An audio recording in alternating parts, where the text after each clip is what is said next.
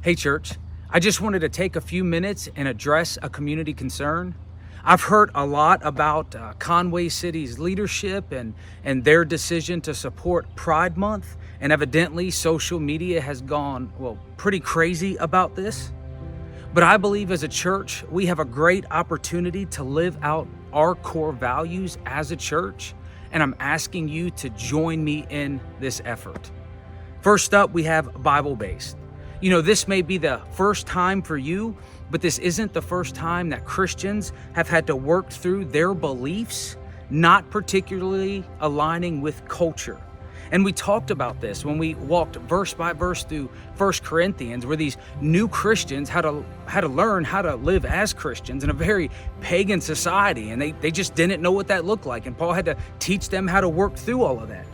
But Paul tells them in 1 Corinthians 5:12, he says, "It isn't my responsibility to judge outsiders, but it certainly is your responsibility to judge those inside the church who are sinning."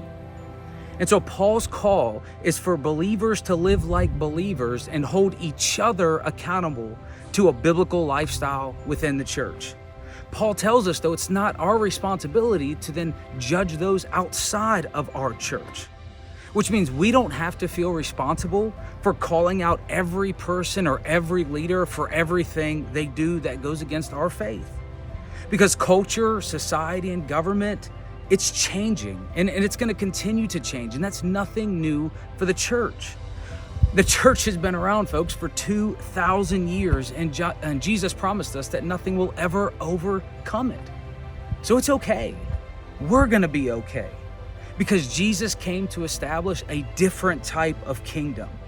And as Jesus followers, our allegiance is to him and his kingdom. And second, I ask you to be grace-filled with me. Our church should be a safe place for all people of all different walks of life. I do agree with at least one aspect of the mayor's proclamation, that the LGBTQ plus community deserve to feel safe and respected in their homes, neighborhoods, schools, and workplace. And I would even argue the local church. As a church, we need to be a safe place for anyone to walk through and work through their issues and learn how to follow Jesus Christ. We affirm that we are all sinners. All of us are in need of God's grace and mercy. We believe that Jesus taught that you can come as you are, meaning all of your mess and all of whatever that means. You could come as you are, but you can't stay there. We see this in John chapter 8, where the woman who's caught in adultery, the townspeople drag her outside. They want to stone her and kill her. That's what condemnation looked like for her. Jesus stepped in at that moment and told them, hey, go ahead and condemn her. Go ahead and kill her. But first, those of you without sin, you throw the first stone. And of course, you know the story. They all just walked away. You see, in that moment, Jesus didn't condemn or condone her sin, but he did tell her, just go and sin no more, like leave that lifestyle. We believe Jesus offers that. But do you see in that moment what happened is Jesus saves her. He literally saves her life just like he saves our life.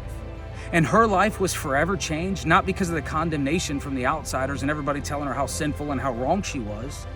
How her life was changed because of the mercy and grace of Jesus Christ. And so as a church, we should extend that to other people. And we must remember that there are real people who are struggling and fighting with and dealing with things that they never asked for. And as a local church, we need to be able to meet them where they are and help them. Help them follow Jesus and see and learn what that means for them. And my heart breaks for these people. And I hope yours does too. And then lastly, I'm calling our church and asking our church to live out being gospel-driven. We believe that the gospel should drive us in absolutely everything we do, which means we need to be driven to show God's love. And I have some great practical tips for us in this moment. First, I ask you, don't lose your mind in your witness on social media. It's actually rather embarrassing. Remember what your mama told you. If you don't have nothing nice to say, well, you can fill in the rest. And I also ask you to pray for our city leaders. The Bible calls us to pray for our government officials. So let's pray for them. Let's intercede for them. And let's not pretend they have an easy job, folks, because I'm sure they don't. And also let's meet people where they are. Remember, the father ran to the prodigal son when he was coming home.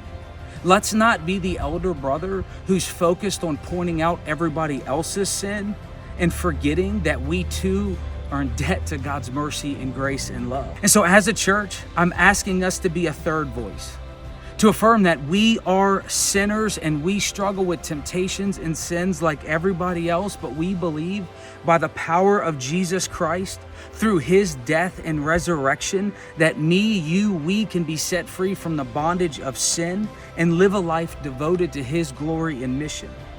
And we want to help you do that, church. We want to help you, and we want to help others and their kids and their grandkids and anyone else who wants to be a Jesus follower. We need to allow them to come in, feel safe, have an environment where they can live out what that looks like, to live out their plan and purposes for Jesus. Remember, folks, Jesus' goal was redemption through self-sacrificial love, not condemnation. And as a church, that should be our goal too. So I ask you to join us and join me in being Bible-based, grace-filled, and a gospel-driven community. Have a great week.